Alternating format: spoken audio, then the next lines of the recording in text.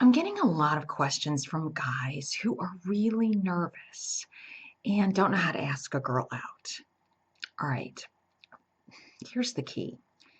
You have to be fairly certain that she's going to say yes. And you're like, that's obvious. And how do I do that? Okay, by going in with information. All right, leading up to the day that you're going to ask her out, you need to find out pretty certainly that she's going to say yes.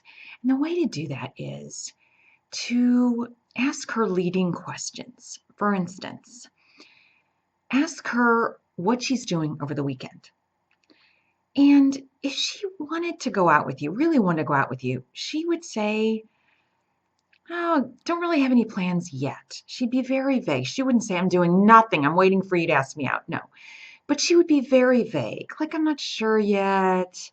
I don't know. I have some things maybe going, but nothing concrete." Right, there's your opening.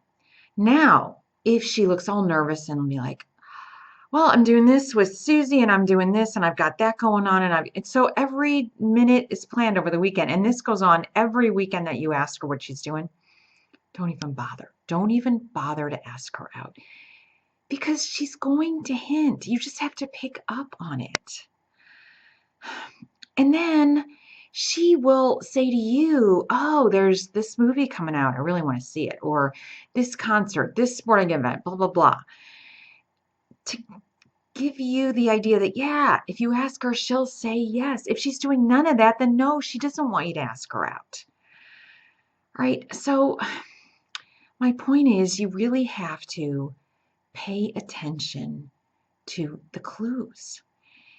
And the first time, I would not ask her on a Saturday night movie date. I just wouldn't do it. I would ask her to do something very casual. And the best case scenario here would be if a group of you are going out somewhere and you ask her to come along. That way, it's not a date. And if she says no, it's not a rejection either. I know that's not always hard to do, but that is absolutely the best situation for getting to know somebody. And then you're with your friends. So it's a little easier for you, a little easier for her because you're not alone. You have other people to talk to. You can get feedback from other people as to how she reacted to you because you're going to be pretty subjective. You're going to think, "Oh, yeah, she really likes me. I know it. I know it." And then somebody else may say, "No, I don't think so. That when she looked at you, she was just being nice or something." So you're going to get a really good idea in that kind of a situation whether she's interested in you or not. So I would try that. Second best scenario would be Starbucks, lunch, something like that during the day.